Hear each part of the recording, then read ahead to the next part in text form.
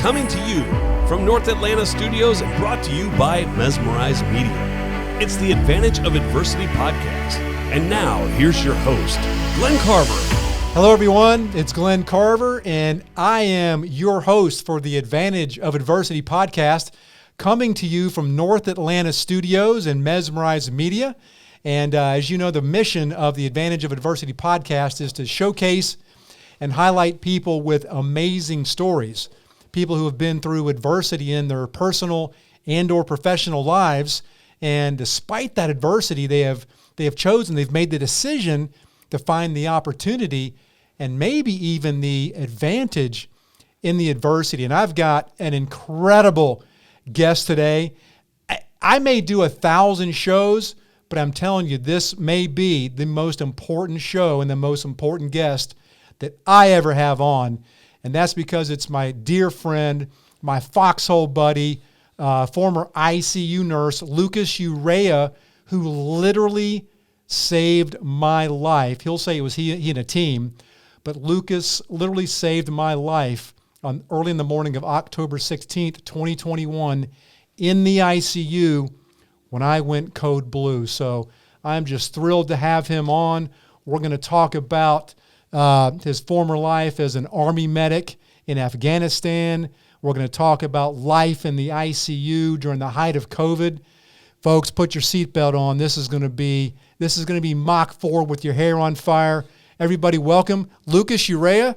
Thanks, brother. Thanks for being here. I'm happy to be here. Great to see you. So great to see you too. So, man, just thrilled to have. I've wanted to have you on this show since day one, and timing has it that we're now together. So finally. So blessed you're here. So let's just start out. Let's go back to the beginning. Where are you from? Where are you from originally, and what was life growing up in your family? Paint a picture of what life was like for you as a young guy. Sure.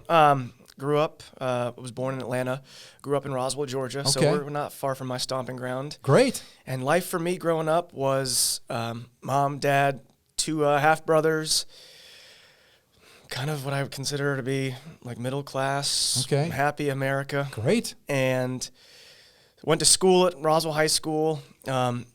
Kind of actually grew up thinking I wasn't very smart, so I strayed away from math and science a lot. Okay.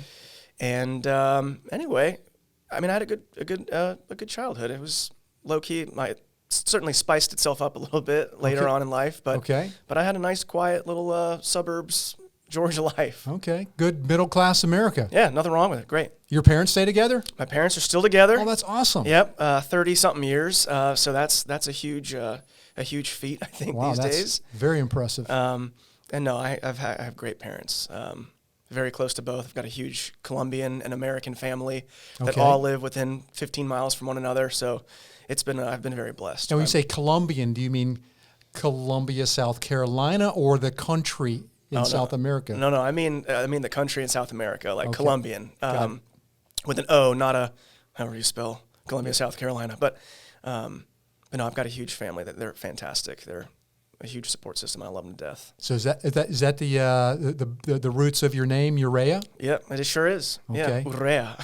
Urrea. Yeah, that's right. Yeah, you said roll my R. You're right there, though. You're right there. Okay. Well, great. Yeah. So you grew up. You went to school. Obviously, you got into the Army. So thank you for your service.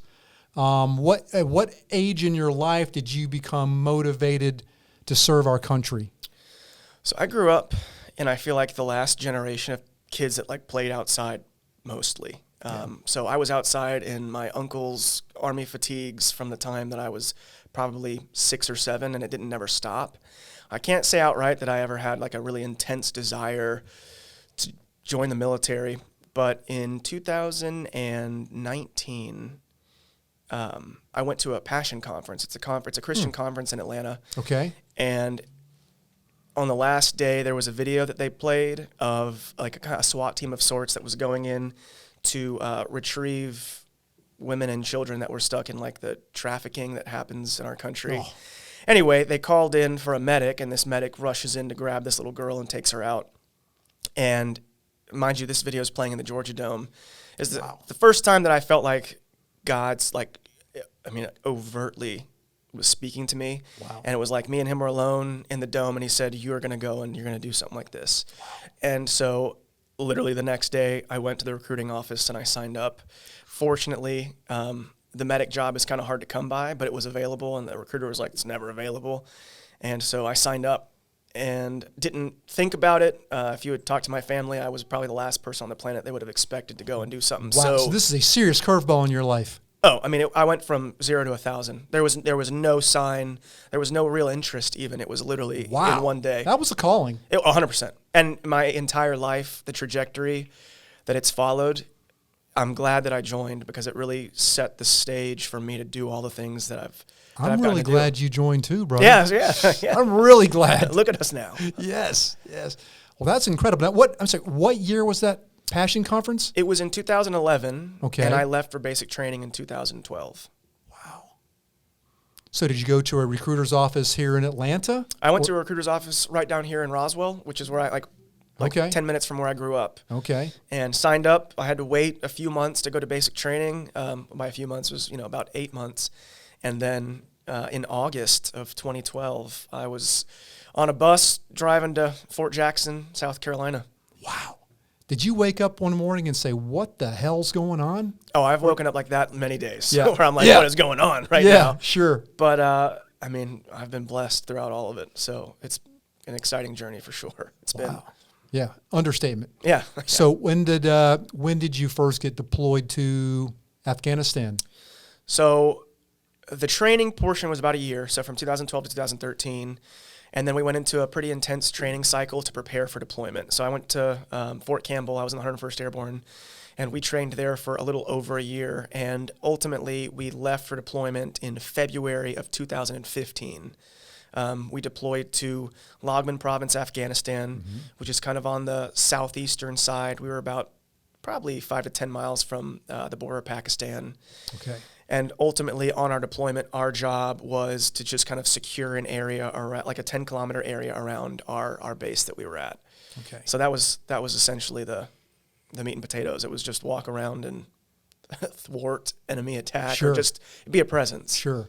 But specifically, let's talk about training to be an Army medic.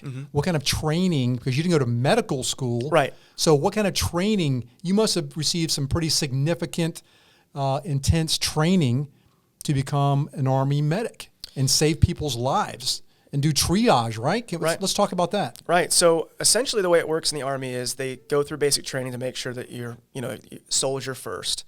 If you're going to the medic route, they'll take you to Fort Sam Houston, which is the military's kind of medical hub, where you've got the Air Force, the Navy, and the Army all doing their medical training. Okay. Not just with medics, anything that's in the medical wheelhouse, they're going to go there.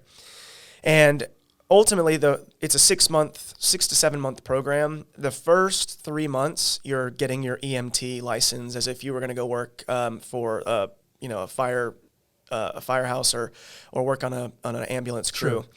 So they start out with just the meat and potatoes. Here's how you plug holes and save a life, essentially. I was going to say, what are those meat and potatoes? So CPR so and triage.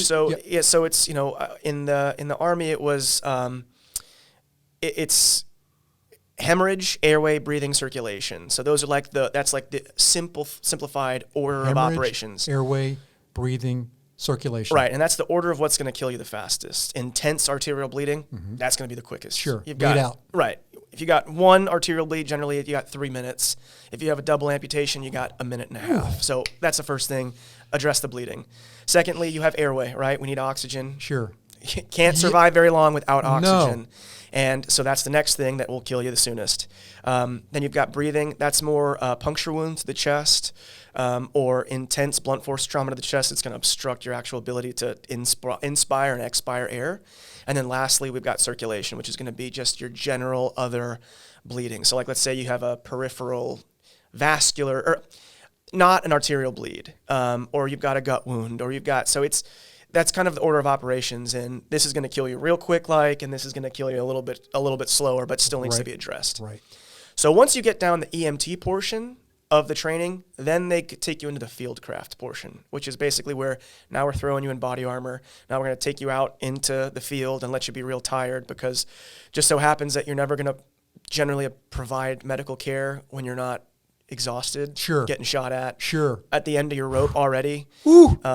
So that then they're kind of trying to, turn up the heat a little bit and stress you to prepare you for what will eventually be a deployment. Right. Because you're doing triage in the field primarily before people get back to the tent or the hospital. Oh, right. Yeah, it's Right? point of impact. It's like Okay, point of impact. Yeah, it's they call it the X. I mean, you have got on the X right here, X number of casualties, and it's like you got to get them out of that environment and onto a bird or onto a medevac or CASEVAC Well, vehicle. that is as real as it gets. That's as intense as it gets, in my opinion. It's certainly it's a heavy job. Coolest, best job I ever had. Yeah. Truly. Yeah. But definitely difficult. So I can't help but ask. I mean, you can only go through so much training until you're in the field. You're at point X. Did you ever freak out? I mean, did you ever see things you went, oh my God, I can't handle this? Or are you just wrapped up and pumped up with adrenaline? You got your team there. And how do you keep your composure when you see somebody with their leg blown off and they're about to bleed out? So there's a method to the madness. And I think a lot of people, the military has come under fire for being too mean or aggressive or using bad language or applying too much stress or even hazing. The reality is, in a combat arms job, if you can't operate under intense stress with people screaming, with blood, with death, in a simulated environment here at home, you will crumble when you're in theater where it's a friend or it's a child and so I think everyone in healthcare, to include nurses, doctors, but certainly medics, it's what I call an oh shit moment. I think everybody has an oh shit moment, which is where you come across your first real world trauma and you freeze. For me, I remember mine like it was yesterday. I mean, it's one of the things burned into my brain, kind of like my day with you. Sure. Where for 5 seconds, I just froze like a deer in headlights because it was like the rubber meets the road. Sure, I can imagine. It's not training anymore. Now it's real. And then the machine part of your brain kicks in. All of a sudden, it's like, oh, I've got a problem here. Now I need to fix the problem. Yes. And that's where the intense training that I appreciate my unit and the senior medics that trained me so much for, they prepared me to go to work. Sure.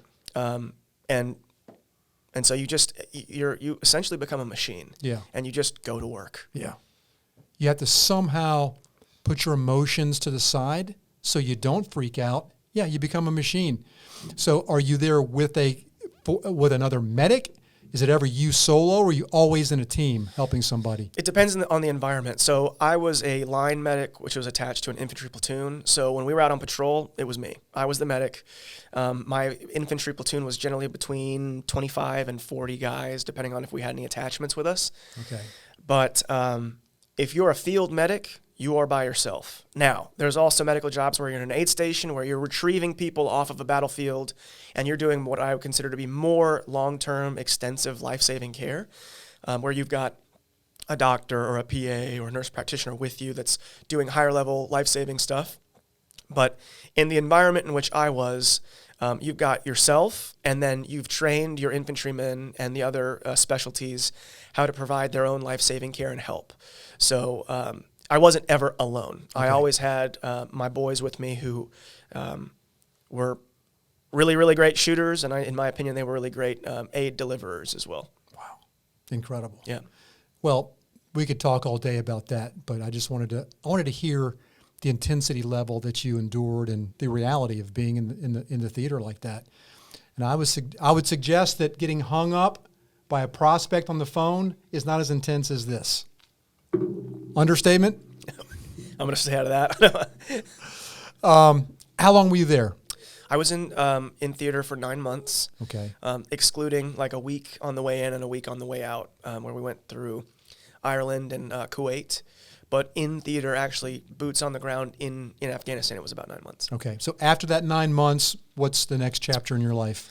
After the 9 months is up, you come back home, and it's a very quick welcome back process. I mean, I went from having my last, mortar round hit near our base to being at a Andretti having beers with my cousin in like 6 days. Okay. So, I mean, it was definitely a culture shock, and you definitely go from being in an environment where you have to have a heightened level of awareness and you're under constant stress to, this affluent America where, you can pick from 800 cereals if you want. And, Sure. it's just, so there's a lot of culture shock, and it is a really difficult transition, in my opinion, going from intense danger, or at least that kind of environment, to kind of cozy, comfy America. Sure. And I don't think that the military knows how to do any better at transitioning people back in. It's not really a good it's not a well-oiled machine process. Sure. Well, everything's got its challenges and its Truly. problems, and a lot of things are broken. Truly. So what year was this that you came back home? So I came back home at the end of 2015. Okay. And that left me with about a year to get back, transition, and I left the Army in July of 2016. Okay, great. July of 2016. Yes, okay. sir. So great conversation for that chapter in your life. Let's move forward. Where did you go from there? When did you go into hospital work? Well, so the great thing about the military was I realized that I had a knack for science and math. So that was kind of where I went from thinking I was kind of not smart to okay. realizing like, oh man, this is like my thing. Right. So I got out, and I had decided in the military I wanted to go ahead and become an RN. My long-term goal was that I wanted to become a CRNA, which is a nurse anesthetist. So they deliver anesthesia and surgeries. The only way you can get that schooling is if you spend time in the ICU. So my trajectory was I got to become a nurse so that I can go to the ICU, so that I can go to grad school. Got it. Okay. And so I got out of the military, and within 2 months had started my my prerequisite coursework to get into nursing school, which took me through getting into nursing school at UAB in Alabama in 2018. And nursing school was a year and a half, which brought me to 2020, where I jumped straight into the ICU, thinking that there would be some sort of similarity between the medic world and the ICU, which there was literally none. Well, you just read my mind with that statement, because I was going to ask you, any correlation? There's none, except for the fact that I wasn't scared to touch people, that I wasn't scared to put hands on a patient. I do think that that's kind of a tough learning curve for a lot of young people that have never been in a healthcare environment, where it's like nitty gritty, and it may not have been out on a battlefield, but certainly it's still like you're in a battlefield. Sure. And 2020 just happened to be when COVID kicked off. So Yes. So I jumped into the ICU at arguably the worst time to be an ICU nurse. You jumped right in. But it served its purpose. There was a plan. Yes. So that's what kind of launched me into the ICU specifically after the nursing career started. Okay, so day one in the ICU was in 2020? 2020. Okay, great. So, wow, and you were there for 2.5 years? 2.5 years through, interestingly now looking back, the different stages of COVID. The first initial, everyone's terrified, we don't know what this is, and it seems like, at least in an ICU critical care environment, a lot of people are dying. Into the second stage, where now we're starting to kind of figure out sort of what's what, but now people are dying faster with new introduced medications, in my opinion. Yes. And then going into the last stage of COVID, which has been kind of where it's gone back to kind of like, it's just COVID. It's been around for a minute, but it's been a really weird, interesting whirlwind of just the trajectory how I have seen that healthcare has changed, how healthcare staff are changing still, and it's definitely been an experience for sure. I'm happy that I'm not in the thick of it anymore. Sure. Another closed chapter. Certainly, yeah. An incredible closed chapter. Certainly. So I can imagine when you say there was uncertainty. I mean, at the beginning of COVID, it was just a storm.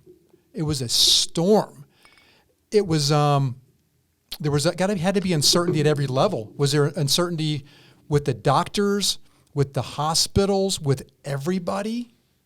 For anyone to say that they knew what was going on, it's a bold-faced lie. Right. I mean, our first experience with COVID was watching, YouTube videos of China, where people were throwing bodies into mass graves, and so, we're going, well, wow. We've got more medical assets here, I think, but no one knew. There wasn't a best practice. Best practice comes from years of working with something that you can isolate, and we got smacked globally immediately with something that we had never seen, didn't have any protocols for, and that's, avoiding the political, beliefs on either side.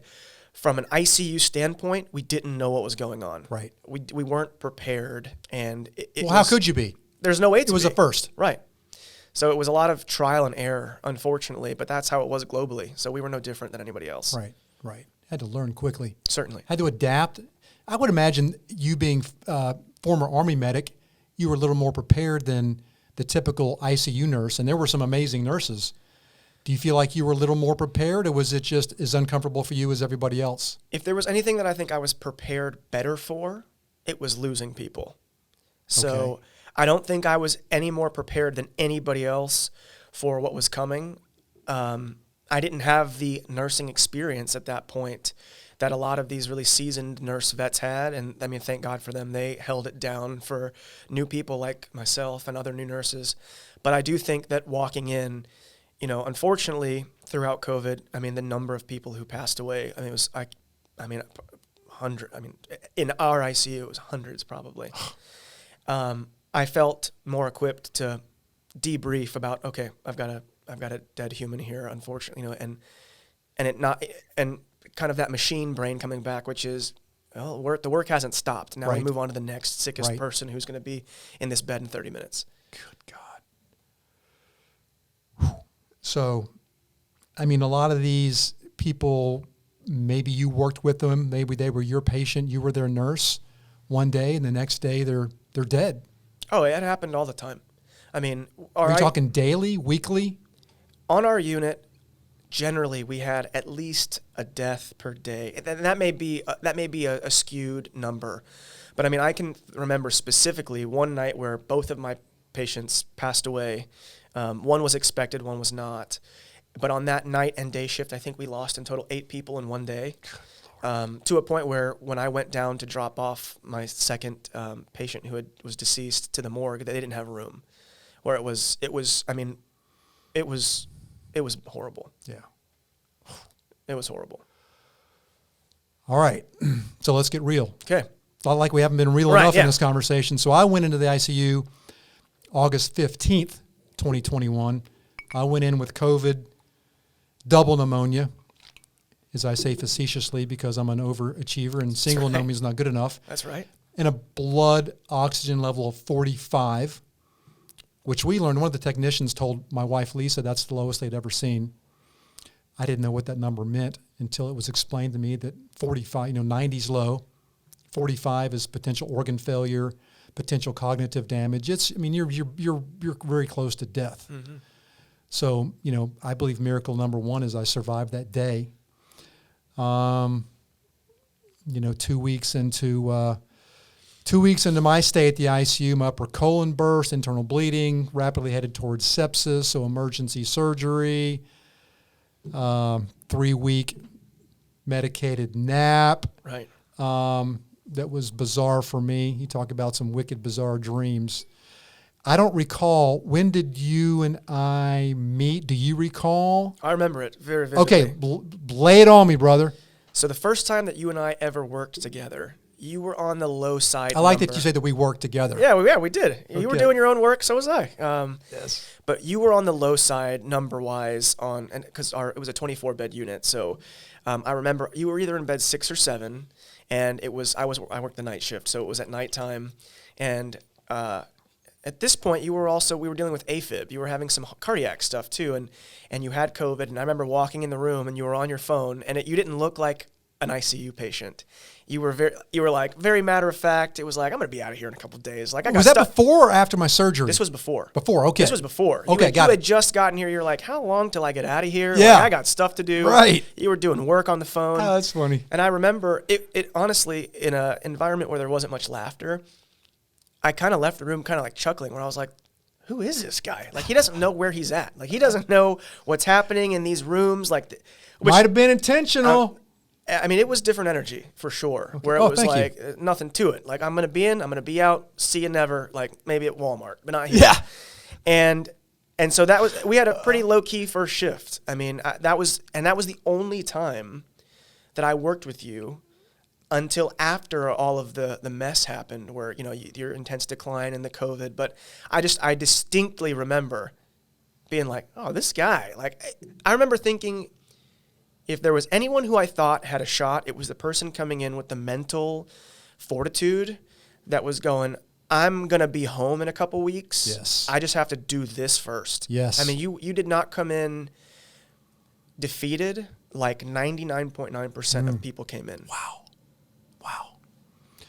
Well, I'll never claim to be Viktor Frankl, who wrote Man's Search for Meaning, because he survived the concentration camps of the Holocaust. But there are some parallels in my ICU experience and his Holocaust experiences. He had a vision for his life after the Holocaust, and he didn't believe, he knew that he was going to survive and live to tell about it, and I did too. So I think that was a little bit of a benefit for me. Absolutely. I was relatively on the young side, 54 at that time. A lot of elderly people, I think, went in and quickly gave up. But thank you for sharing that. Because, I was, I had a son. I have a son. He was 12 at the time. There's no freaking way I was leaving him alone without his daddy. There's absolutely no way. So, the mental part, I believe I brung that. Absolutely. In a truckload. Our body, I think, follows our mind. Whether we're, the extent in which we understand that, I think, is limited. But very, very few people came in with a winner mentality or this ain't nothing mentality. And unfortunately, their body followed their mind. Yeah. And now, that's not to say that they weren't critically ill and very sick. Of course. But I'm sorry, I believe wholeheartedly that our will to live will drive our capacity to live. Amen, brother. I believe it 1,000%. Well, Bruce Lipton, PhD, wrote the wonderful book, The Biology of Belief. It starts here. Absolutely. It starts here. Faith and mindset Absolutely. are everything. Faith and mindset. So I survived that 3-week coma, medicated nap. Were we working together during that time frame? Yes. Okay. So all throughout the time that you became intubated, all the way through getting extubated, having the trach placed, through what I would consider to be a miraculous recovery. You got to this kind of like peak point of illness, and at that point, most people fall apart and they pass away. But you ended up improving. We got to wean your oxygen down. We got to do the assisted oxygen that I was on. Right. We were able to go from, max, you had a need for all of the support to, well, now we get to back off of it a little bit. And then when we got to start weaning you off some of the medication to keep you asleep, and then we got to wake you up, and you got to start working with physical therapy and occupational therapy. And so all along that route, we worked together. You don't remember, but I remember a lot, actually. I ended up on your side because you got flipped. You ended up on the high side of the numbers. And you stayed in that high side for the rest of your stay until you got discharged. But we worked together all the time. So I had the pleasure of seeing one of 3 people improve enough to come off of the ventilator. Wow. Which 3 people. Wow. Out of hundreds. Let's not gloss over that. What exactly do you mean when you say one of 3 people to come off the ventilator and live? Live. And with my own eyes, I observed 3 people that were critically sick with COVID that came off of a ventilator and survived out of hundreds of people. Now, there may have been more on that unit that I didn't see, but I worked with pretty much everybody on that unit, and I would say I feel confident as a whole saying that we had maybe 5 to 7 in 2.5 years that were at that critical illness, life and death point. I mean, so truly, you're kind of like, in my opinion, you're kind of like if Sasquatch and a unicorn met and had a baby. You're that baby, whatever that would be. that's kind of how I'm glad to be it, whatever it is. Yeah, whatever it is. It's a blessing. Oh. It's just, I humbly say I'm a walking miracle. Praise God. Praise God. I've said when I speak about this, what it feels like is, the commercial airliner that's got 300 people on board and it crashes and 3 people survive. Truly. I mean, that's... Why? Why me?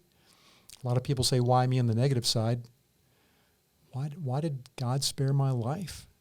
Statistically, I should be dead, right? Absolutely. Oh, absolutely. Statistically, should be dead. Absolutely. Yeah. Wow. That's heavy. That's real heavy. Do you believe I feel obligated to do something special with the rest of my life? I don't feel like you're obligated, but I love to see that what you're doing is you're taking your adversity and you're expressing that. I think a lot of people don't have the long game in mind, and they view their current situation as just bad. But I think God's far more concerned with our growth and our comfort. Yeah. And I know personally for me, I have never grown more than when I have been pressured, stressed, and exhausted. And somehow God keeps refining me despite it, because of it, so that I can use it. And I think that's exactly what you're doing here. Wow. Thank you. So let's back up a little bit. Let's talk about COVID protocol. Okay. Because like you said, it was massive levels of uncertainty and figuring shit out on the fly. But let's talk about the part of the drug protocol, specifically the drug remdesivir.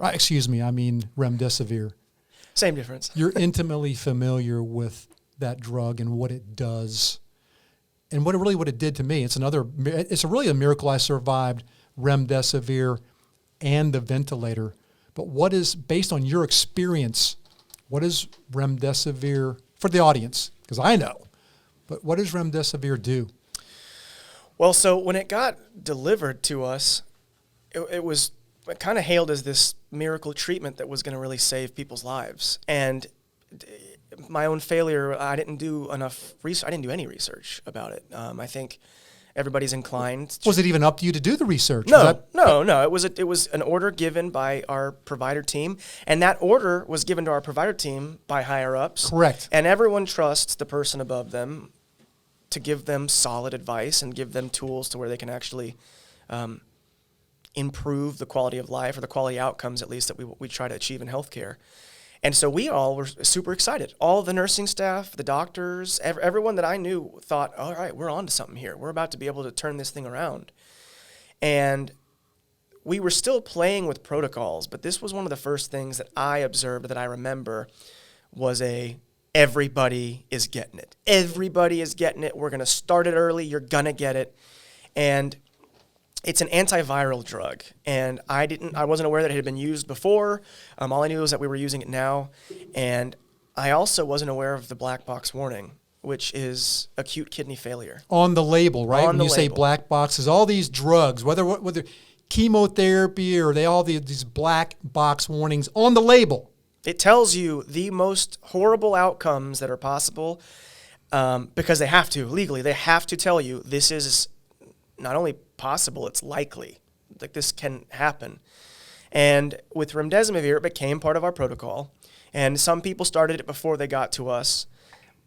But either way, we were giving it on the unit just because it was part of our protocol. Now, funny enough, that's the wrong verbiage. People were coming to us still in the middle of their course of this, which isn't surprising considering the kidney failure that follows. But I remember distinctly the first day that we had it on the unit, and I was super excited about it. I thought, all right, we're doing something different, anything different to save lives, because we weren't, or mostly we weren't. And so that first night, because I worked a night shift, I gave it, and I thought, all right. I had a man and a woman in 2 different rooms, and I thought, we're getting better, team. Like, this is it. We're going to get better. Finished my shift, went home, slept, came back. And to my surprise, I got a report from the day shift nurse that, their kidney function's taken a hit.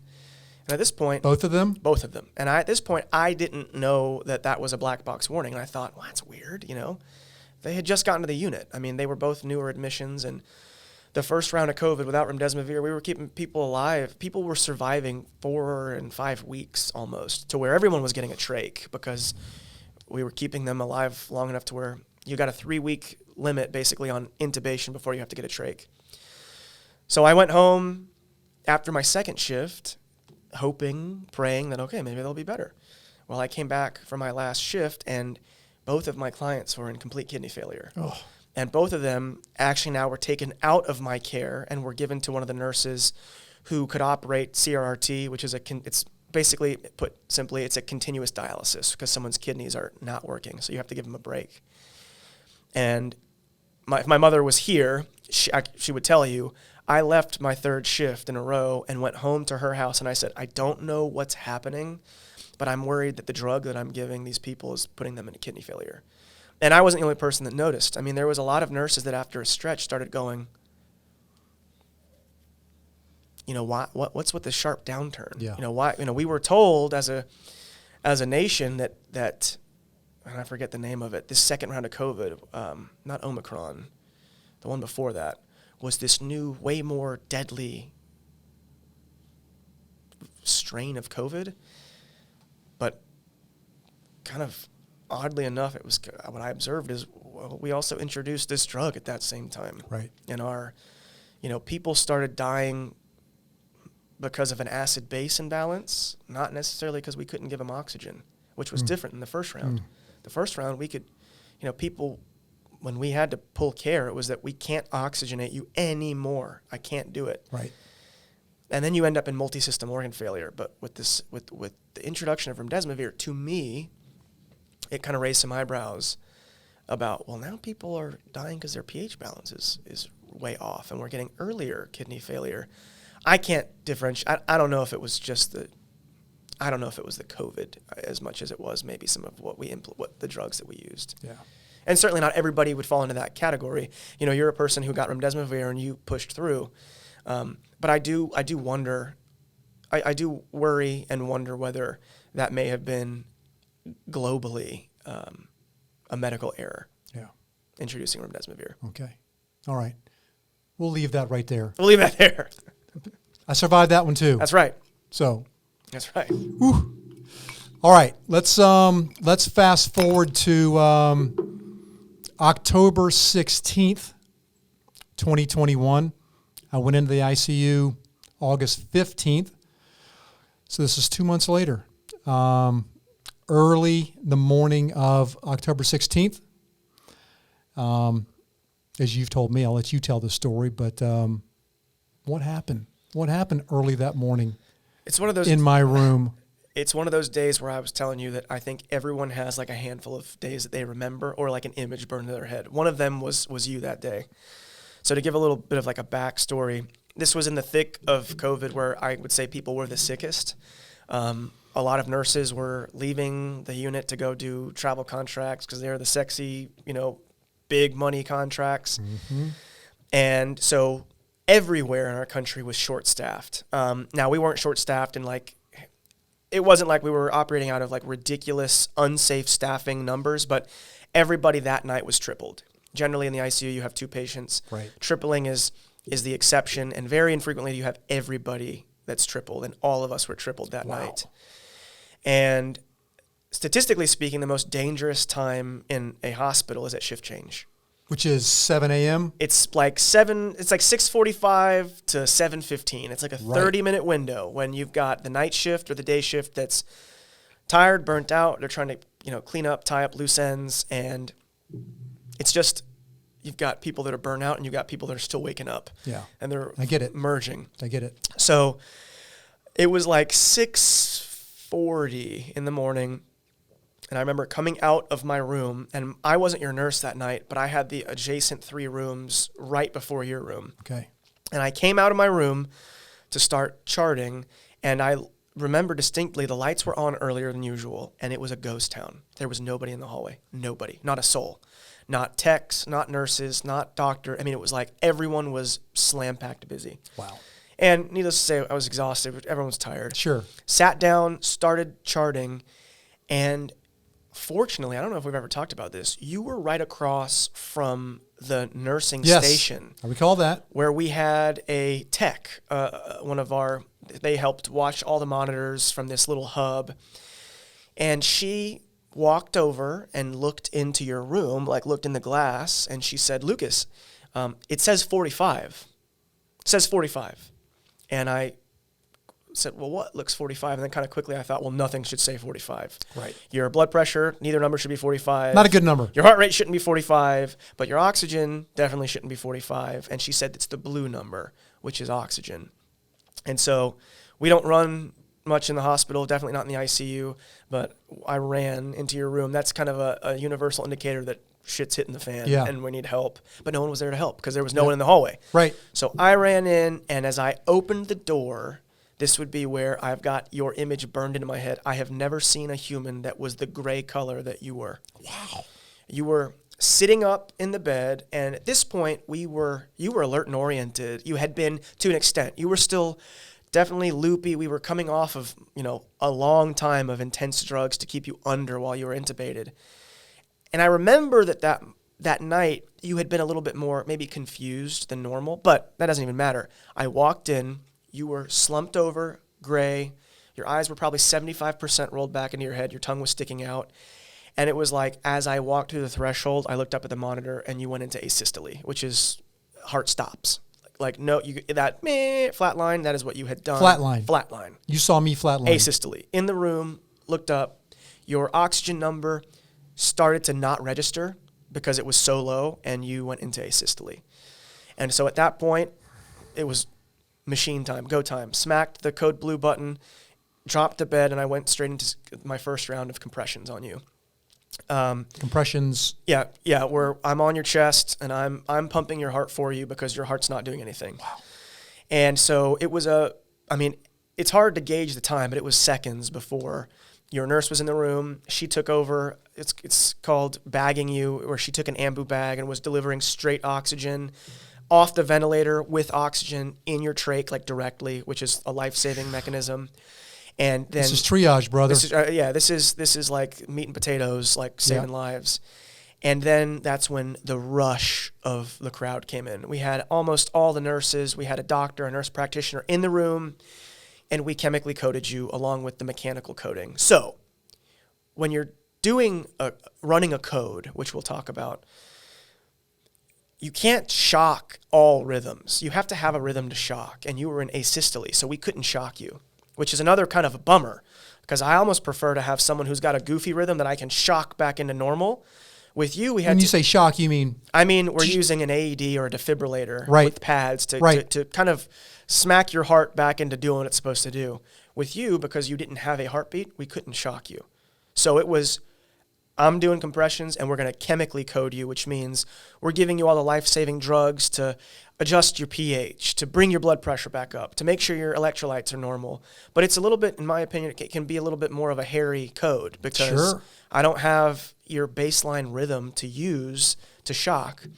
And so ultimately, that everyone came in. I mean, it was like what I would consider to be a clinical code. And what I mean by that was, it was like we were a well-oiled machine. And some codes are messy. Yours was not. I mean, it was, everybody was knew their job.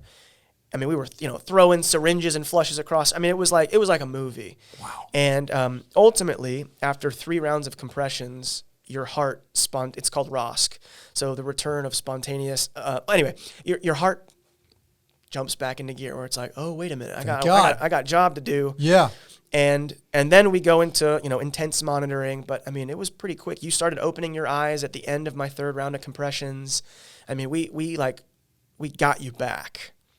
And at that point, the day shift had arrived, and they had come in, and it was kind of this unspoken baton being passed off of, okay, we've got Glenn stable, and now it's y'all's job to make sure he remains stable, and we'll see you tomorrow. No pressure. Right, no pressure. But it was an intense morning for sure, and I can't even count how many dead people I've seen, and they look pink or they look white. I've never seen anybody who was gray, and you were literally gray. Well, how do you explain that chemically? Is that? I don't know if I have an explanation. I'm not, I'm sure someone out there has got an explanation, but I mean, you were Did gray. my skin match my hair? Is that what was going on? No, that's that nice, feathered and lethal white. No, this was like a not healthy looking gray. Yeah, not good. It was, but again, like I said, I will never forget how Glenn Carver looked that morning. Wow. Whew. The morbid side says, "Wish somebody had taken a picture." Yeah, I'm glad that we didn't. We had some stuff. We had some stuff going on, but I mean, it was a bad morning. Wow. So with a good outcome. Yeah. Yes. Very good outcome. I never asked you this. Did I once I came back online and started breathing, did I crack a joke? So I wasn't there when you were back to being fully alert and talking, but I distinctly remember, and this is something that is odd, and I remember also, doing compressions. Generally, if you're doing compressions on somebody, you're breaking their ribs. Wow. Generally. I remember doing it like while I was doing compressions, or I was going, I'm not breaking any of Glenn's ribs. Well, appreciate that. Yeah, well, to a point where I was wondering, like, do I need to? But I was doing effective compressions. I mean, you could see, there's monitors you can see where you can tell whether they're effective or not. But the only thing that I remember, which was more, it was from me to you, was as I was doing compressions the third round and your eye started open, I looked at you and I said, "I'm sorry, pal." I was like, we got to do what we got to do. I don't know, you don't remember it, but that was if there was a joke, it was me going, "Sorry, pal." And I feel like I remember calling you pal a lot, but I was like, "Sorry, pal, like we got business to attend to." But no, I didn't hear any jokes. I'm sure they were coming. I just wasn't there for them. Right. I'm sure there were jokes. Wow. Well, obviously, thank you. It's a team effort. I know that, but I'm giving you lead credit. From the bottom of my beating heart, thank you for who you are and what you did for me and my family. And obviously, words can never express that enough. As a win. It was a pleasure. Yeah, it was a big win. Thank you. All right, so let's. So I made it out of the ICU. I survived the commercial plane crash miracle. Praise God. Let's wrap up with what's next. What's next for Lucas Urrea? What are you doing now? What are you excited about in 2024? I think you have your own idea for a podcast. Let's talk about. What does the future hold for you, brother? So I left the ICU in 2022 in the first half of the year. I lost my choice to get the vaccine or not, and that bothered me. I'm stubborn. And so I said, well, if I've lost my choice to choose, then you've lost your, you've lost your... We would be on the same page there. You've lost your having me as an employee. And God truly launched me into a new nursing career at an alternative health clinic. Great.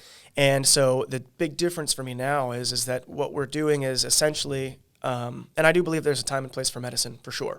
Absolutely believe in it. Of course. But I am in a position now where I'm helping promote wellness in the body on the front end to fight for life instead of fighting against death. Well, that's true healthcare. Truly, yeah, exactly. It's proactive. Exactly. And it's a medical doctor runs the clinic, and it's a clinic where we do both medicine and we do alternative, like intense supplementation, and we do some outside of the box therapies that are done all over the world, but that they truly, I mean, they're remarkable. They save lives. Yes. So that's where I'm at right now.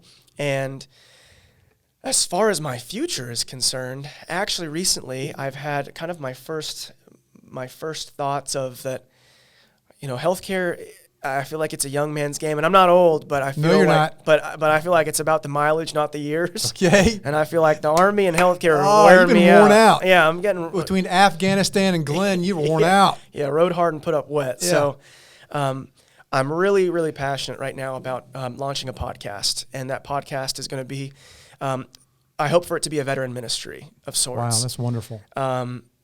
We have 23 veterans that commit suicide per day right now, and I think it's a shame. It is, and I think that it's a blend of people feeling alone and not having help or not having that team that the military teaches you that you have to survive. And then my take, being a Christian, is that I think it's people that don't know Jesus. They don't know that his yoke is light and ours is heavy. Yeah. And so I hope to start out with meeting some of my own buddies, my own war fighters, to talk to them about some of their experiences. I want to talk about their adversity. I want to talk about what they've done to move past it, and what their advice would be to other young or old vets that have similar experiences that I think can really keep you chained down, can really keep you down and out. So, and if God had blessed me with it, I'd actually think about maybe even closing the book on healthcare. We'll see. I'm taking that a step at a time. One day at a time, one step at a time. But in a season of my life where I have had the least money, the least time, and the least energy, because I've got a 1.5 year old. Yes, you do. Beautiful boy named Noah. That's right. I have felt the most wealthy. Oh, that's awesome. So it's truly a blessing. I mean, That's awesome. I got to share it with people, kind of like what you're doing here, which is Yes. like you got to share your story, Yeah, absolutely. and share the hope Yes. that exists. Yes. Absolutely. Well, you know, there's financial currency and there's emotional currency. What you're doing, what you're talking about doing, what you're doing is significant. And John Maxwell talks about success versus significance. And that's how I want to spend the rest of my life. In this second chapter of my life, that's why I feel I was spared, to do something significant. And like we want to reach people and give them hope and show them that there is opportunity and advantage in the adversity that we're all going to face in life. It's just inevitable. It's not a matter of if, it's when. Right. And how often. Right. And how you frame it and how you deal with it dictates the quality of your life. Absolutely. Couldn't agree more. So, wow, brother, this has been unbelievable. I knew this was going to be awesome. It's exceeded my expectations. Same here. Just wonderful. Well, thank you for being here. Thank you for having me, It's been Glenn. awesome. And this will be the most important podcast show I've ever done. I don't care if I do 10 or 100,000. Oh, stop it, you. This is it. This is it. All right, folks. How about that commentary? You talk about being real and vulnerable and transparent. That's how we do it here on The Advantage of Adversity. I hope some of Lucas's message resonated with you. It certainly, it's life-changing for me. He has been life-changing for me. So hope you enjoyed this. Hope you enjoyed the content. If it resonates with you, we'd appreciate it if you'd like the show. Subscribe. That's how we fund the show. And look forward to our next time we can be together, coming to you from North Atlanta Studios, Mesmerize Media. You guys have a phenomenal day.